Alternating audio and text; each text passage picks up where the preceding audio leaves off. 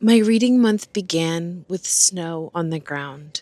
And since I'm never sure whether we'll keep the snow for the season, whether we'll get more snow for the season, I always try to take advantage of it and get out in it as much as possible. So I grabbed The Witching Moon Manor by Stacy Savinsky and headed out for a hike. The Witching Moon Manor is the second book in the Crescent Moon Tea Room series. In this, we have triplets, the Quigley sisters, and they all have different witchy talents. The first book is set for an autumnal read, and this second book is set at New Year's. So it was a fantastic choice to open up right as we transitioned from the old year into the new year. This book reminds me of a softer, more introspective version of the TV show from the 90s called Charmed, which I think is a big part of why I love it. As I said, it's a little bit more quiet. It's not as intense. The stakes are not so high. I love that about this. This is not only about witches protecting people and themselves and their family, but it's also about them learning about themselves as they grow into their powers. The house itself is also a character, which just, I think, makes that much more of an intriguing read. In this, we have not only a tea shop that is magical and is able to expand rooms and make more room for people, but we also have a bookshop that is enchanted, and I just love a magical bookshop setting. We continue to get to know the sisters. They continue to grow in their powers and also in their awareness of themselves, and they meet their individual challenges as well as being supportive of one another. It's just a sweet read. And I think the way that it ended implies that there could be a third book on the way. In our family, we firmly settle into the 12 days of Christmas, which means we don't take down our decorations. We really don't leave the cocoon of Christmas until Epiphany, which is January 6th. So I was fully content to read The Last Christmas in Paris by Hazel Gaynor and Heather Webb while sitting by a lighted tree. While this isn't necessarily set at Christmas, Christmas becomes this bigger than life idea of family and friends who are hoping that after the advent of World War I, they will be able to celebrate Christmas together just 6 months later. As we know, that war lasted a lot longer. We are given a front seat to that as we read the letters between a sister and her brother, as well as her brother's friend. There are also other friends that end up having letters. There's other family members that end up having letters as well. One thing that I love about this book is that it tells you at the top of each letter from whom the letter is coming and to whom it is written. Because there are actually quite a few characters in this, it was helpful to kind of know, okay, we're back in the communication between these two characters. This also jumps timelines a little bit where we're in the late 1960s and can see what happened during the First World War for these characters. There is definitely tragedy that's hard to read about. There are a lot of difficult aspects to this, as you can imagine, but I think the authors did a good job being gentle. I think their character development of our main female character was an encouragement. There are a lot of historical fictions about World War II, but it is not always so common to find ones about World War I. And so if you're interested in learning more about World War I and getting more of a firsthand narrative experience from that, then I would recommend picking up Last Christmas in Paris if you enjoy epistolary novels. I do want to say that the Guernsey Literary and Potato Peel Society is, in my mind, head and shoulders above The Last Christmas in Paris. If you have not yet read that and you are interested in a diary form book that is a very powerful depiction of German occupied during World War II, then I cannot recommend picking that book up, as well as watching the movie. The movie is also fantastic as well. January has been the month of historical fictions for me. I also picked up The Orphan's Tale by Pam Jenoff. Because it's difficult to read in the snow, I did get the audio version and I was able to listen to that while hiking in the snow and even while being able to ice skate. That was a neat way to really solidify my reading experiences. This is a story about World War II. It is set in Germany and France. We also have a little bit of a dual timeline where we are in the present with a character who is then reminiscing. We are introduced to an intriguing cast of characters. The two main characters are Noah and Astrid. Noah is a Dutch young lady who ends up falling for a Nazi soldier and ends up expecting a child from her dalliance with this soldier.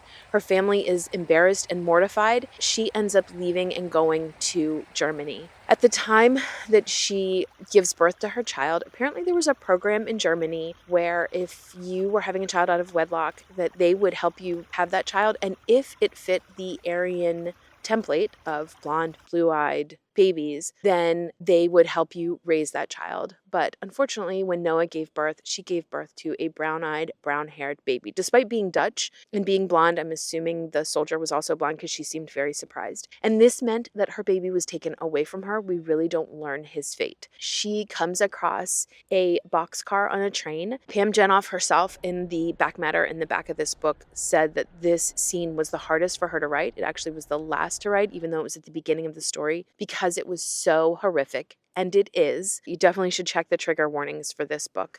But basically, Noah takes a Jewish baby who is bound for who knows where with many other babies, and she steals him. And she takes off running into the woods, determined to raise him as her own. She's found in the woods by a circus performer. There is a circus nearby that has, for the winter, kind of settled down for having a place for them to practice.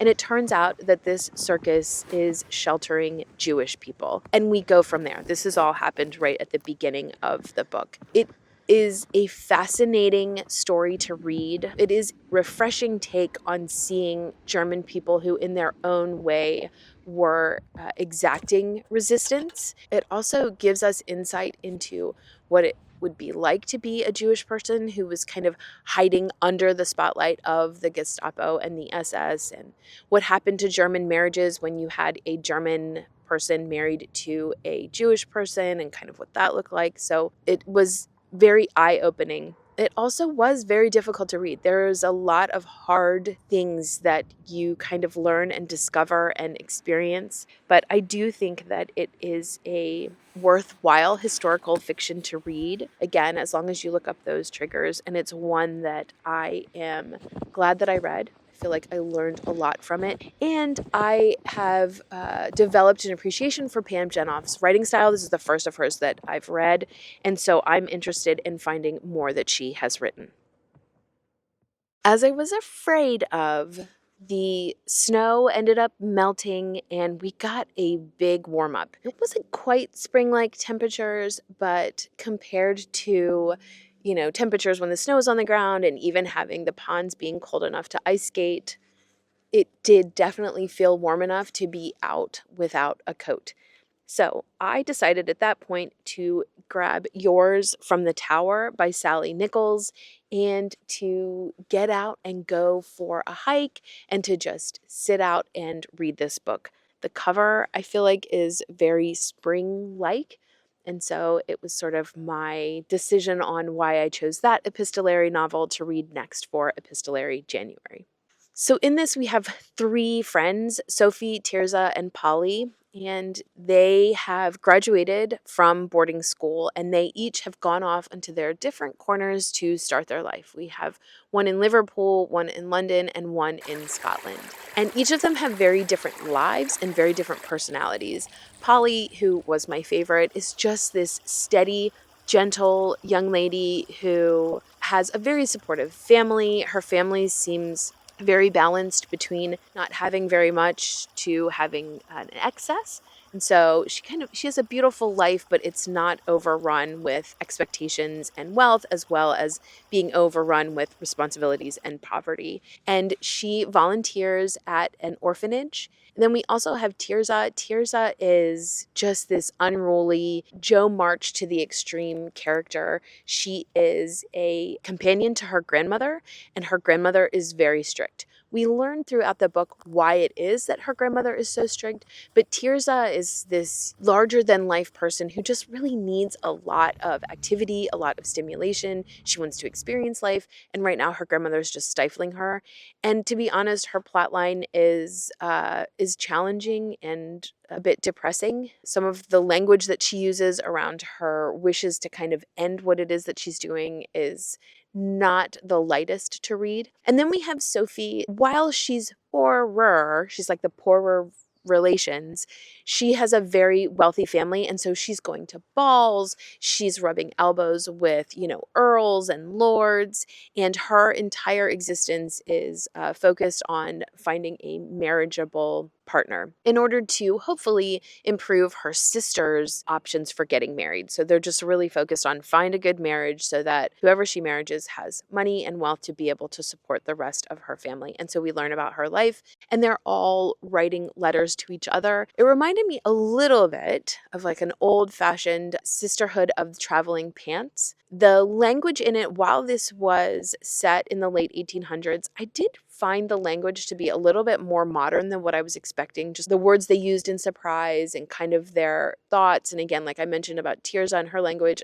other than Polly, to be honest, I did find myself being pulled out a little bit of the setting. But for a YA novel, I thought it was a great epistolary option, and it really was fantastic to sit out and soak up the sun and the warmth and read this. Even though the temperatures have dropped again, it is a beautiful sunny morning, and so I wanted to start my next epistolary January novel, which is A Codename Verity by Elizabeth Wine. This is another historical fiction. It is also set, I believe, during World War II, and we have Verity, who is a spy. She's been caught. She's been commanded to write a confession, and that's what she's doing. And through her confession, we are learning her story. I think there's a connection with a pilot named Maddie. And the interesting thing about this is Elizabeth Wine herself was a pilot, and so she has a knowledge of the inner workings of planes and their mechanical processes, and so I think that is going to be part of this as well. A Codename Verity was quite heavier than I had expected. I don't know if it's because I've been reading a lot of war historical fiction or if it's just the descriptions in A Codename Verity, but there's a lot of awareness being opened up to the torture methods used during World War II. The warmth of the sunshine didn't last very long, and soon heavy cloud cover rolled in and fat, lazy raindrops began to fall. And so I decided that with the advent of the rain, that I would switch gears and start reading Godmersham Park by Gil Hornby. Godmersham Park is the story of Anne Sharp. She is the governess for Fanny, who is Edward's daughter, which makes her Jane Austen's niece. I've recently read Miss Austen Investigates by Jessica Bull. There was a lot of information in there about Jane Austen's family, more I think than I had been aware of before. And so going into this, I had a little bit of apprehension because I had a perspective on the siblings and their relationship and the parents and what their childhood was like. And that has sort of formed my opinions on Jane Austen's siblings. However, Godmersham Park is set much later in time. In Jessica Bull's historical fiction mystery, Jane Austen is much younger and has a different personality than what I came across in Godmersham Park. After finishing this, I did read the author's note about how she came about the decisions that she made as far as what was fiction versus what was documented in the letters and diary that have been left behind. Much of the information that Gil Hornby got about Anne Sharp was from Fanny's own diary. Apparently, Fanny's diary was very lively and something that she was committed to. They actually talked about it in this book, about Fanny making the decision to do that despite her parents' wishes. So there are parts of this where Gil Hornby took some liberties at how she described Anne and some of the things that Anne was going through. The thing that I loved about this is the viewpoint that we get into Jane Austen herself. She did end up having a friendship with Anne that lasted through the rest of Jane's life. In fact, there is a copy of Emma that just sold within the last decade or so for a couple £100,000 that was inscribed from Jane Austen to Anne Sharp. That, I think, to me, lends itself to having some credibility. I will say, this book is very quiet and slow-paced and is a lot of Anne's inner monologue surrounding her fortune in life. So Anne has this very odd situation where her mother passes away and her father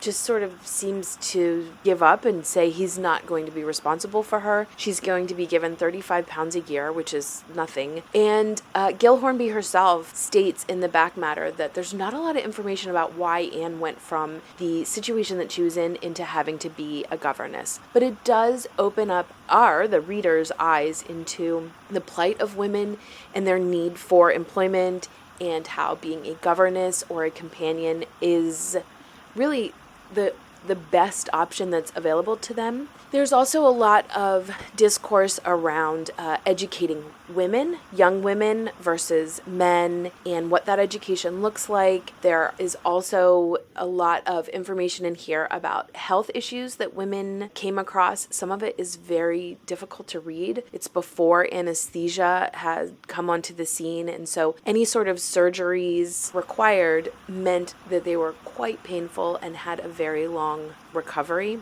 And there's potential that somebody would struggle with health issues because of that for the rest of their life. So all that said, it is a very intriguing insight into Jane Austen herself, as well as her family life, and also on the expectations of women and society's constraints on women. And for that, I am grateful.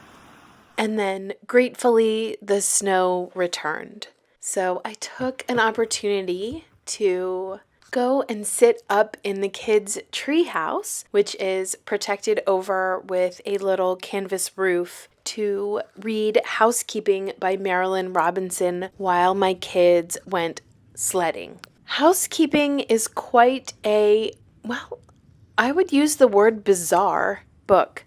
I really enjoyed Gilead by Marilynne Robinson, which won a Pulitzer Prize, and I can certainly see why. Housekeeping was written in 1980, and it really is more about mental health and what happens when you isolate yourself than I realized. So our narrator is Ruthie. She and her sister Lucille are dropped off at their grandmother's house. Their grandmother is the only one left.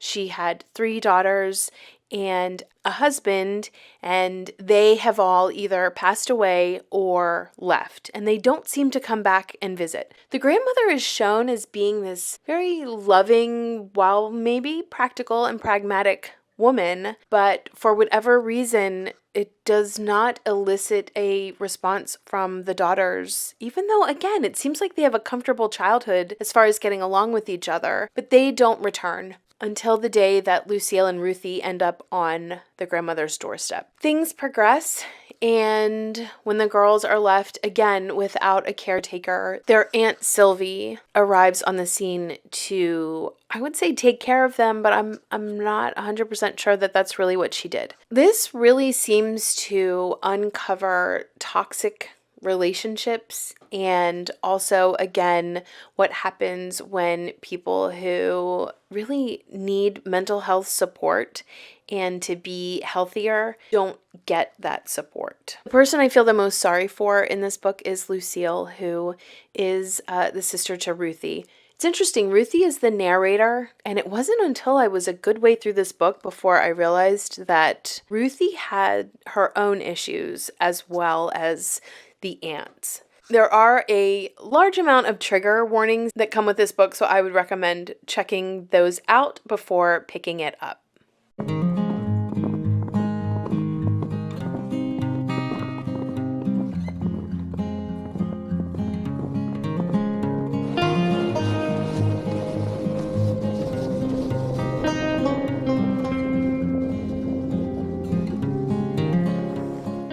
I did eventually get back to Codename Verity. I found this so difficult to read. And again, it's interesting because I have read quite a few World War II historical fictions in general, and I've read quite a few just this month alone. And for whatever reason, this just hit me so hard. So in this, we have the story of a spy whose codename is Verity, and she has been captured by the Gestapo and tortured and told that if she confesses and gives all the information that she knows about the British airfields and pilot system and air corps in a written confession within 2 weeks, then her life will be spared. She does tell us all of the things that would happen to her if she doesn't do this. She expresses the fact that her fellow prisoners all hate her because they're undergoing torture and not caving, and she has agreed to cave. You do get an idea that she may not be completely truthful. I had some ideas of where this was going to go, and it didn't go that direction, but it does just kind of leave this feeling that it's like, this doesn't seem to be exactly the truth. And so it seems like she's trying to buy some time, save herself in some way. The other character in this is Maddie. She is a pilot and just very tenacious. And we learn quickly that our spy, who's been caught, whose codename is Verity, knows Maddie very well. And so much of her story that she tells is really Maddie's. And that's kind of where I was going with it, was I was thinking, well, is she actually the pilot herself? So it all converges, and I don't want to give too much away, but it is heartbreaking. It's heartbreaking. I don't know how else to say it. It was so difficult to read all of the torture methods that Verity was learning were possible. And it was, the descriptions were very clear and explicit. I feel a bit like I did at the end of The Women by Kristen Hanna, which is that there's just not a lot of hope that I see in this. So maybe if you've read Codename Verity and do see hope, maybe you can kind of share some of the aspects of that, because it just felt very heavy. And that has made it difficult because this is not a book that I will reread again, and so probably not a book that I would keep on my shelf. And I'm not sure in what capacity I would recommend someone to read this. There are 2 really thick books that I have read this month where I have just chipped away a couple chapters a day. The first one is a buddy read, and that is Every Man Dies Alone by Hans Fallada. This, too, is a very heavy World War II historical fiction. And I think that because I went into this knowing that it would be heavy and not a light read, just made it a little bit different to get through. I won't say easier, because it was very difficult in some parts, which again, heartbreaking. But I at least was prepared when I opened this for doom. I personally find the background of this book and this true story to be the most interesting part. I think reading it was fine. I'm very grateful that I read it with a group of women who I could bounce off ideas. I could see what they were thinking. I learned a lot from them on writing styles that they were seeing when I was in a phase of just trying to keep the characters straight. Hans Fallada is actually a pen name for a German man who had a very difficult childhood, and he ended up in a fake duel with someone because he had decided that there was nothing worth living for anymore. The fake duel went wrong, and the person he was dueling with did end up dying, and he, despite having wounds that probably should have ended his life, he did not. This means that he spent the rest of his life dealing with the guilt of killing someone, and being a drug addict. So he ended up being addicted to opiates and morphine. I think his whole life was really spent coping and numbing from what he didn't want to have to face. He was a well-known and acclaimed writer during the, I believe, 1930s and 1940s. He made the decision to stay in Germany during the war, and he did have some issues of writing and being censored. Sometimes he was considered a darling, and sometimes he was considered a troublemaker. He did end up getting arrested a couple times and thrown into prison, but for the most part, I think he ended up unscathed. And at the end of the war, he learned about a couple who, in this book, he calls the Quengels, who were responsible for writing these sort of crude postcards and leaving them all over Berlin to create their own resistance. The story is that he wrote this in 24 days and died before it was published. So very sort of like violent explosion of great literature that ends with the end of his life. And again, he was dealing with very severe addiction. His second marriage was with someone who also was an addict, and so I think they just sort of fed off of each other with that. This book is very difficult to read as well. You know from the title that it's not going to go well, and really all but one or two of the characters in this end up just knocked down one by one. It's just not a very hopeful read, but I think going into it knowing that allowed me to kind of look at it differently. While I thought originally that this was mostly about the Quengels and their pursuit in German resistance literature, that actually becomes a very small part of it. There's a huge cast of characters in this. There are parts to this where you are sort of thinking, why is this person and their story relevant? But I do think that it was Hans Fallada's way of exposing all of the issues within Germany at the time. And that includes the regular people who made the decisions that they did, who are all seeming to just do what they have to be able to survive. Some of them really are the scum of the earth, and some of them are just trying to live. So, very heavy book. I do think that if you think you can handle all of the tragedy and cruelty we know existed during World War II, this is an important read to pick up, but just beware. Every trigger you could imagine, it seems to be in this book. And then the next book that I read little bits of, I was not as diligent as I was in Every Man Dies Alone, probably because I don't have a reading group helping to keep me accountable in that. But it is Vanity Fair. I have gotten 200 pages in. I am listening to this as well as reading it. Part of it is that when I first started reading it, I felt a little bit lost. In some ways, it seems like we just jumped in and I was like running after a truck going 80 miles an hour trying to figure out, okay, wait, what's happening? We just really jumped in. Also, this was written in a serialized manner.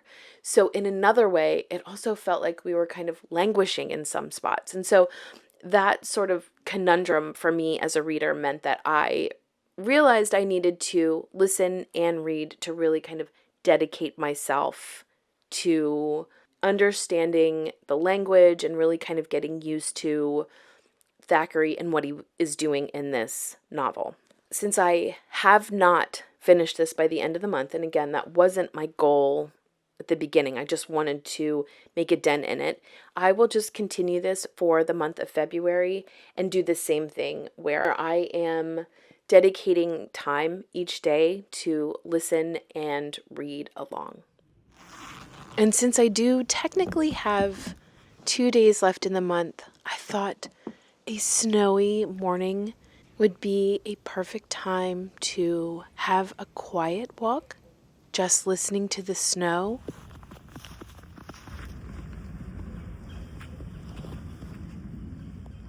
But I might also take a minute to sit under a holly tree and listen to Vanity Fair a little bit more. It seems to me, for my part, that Mr. Rawdon's marriage was one of the honestest actions which we shall have to record in any portion of that gentleman's biography which has to do with the present history. Thanks so much for watching, and until next time.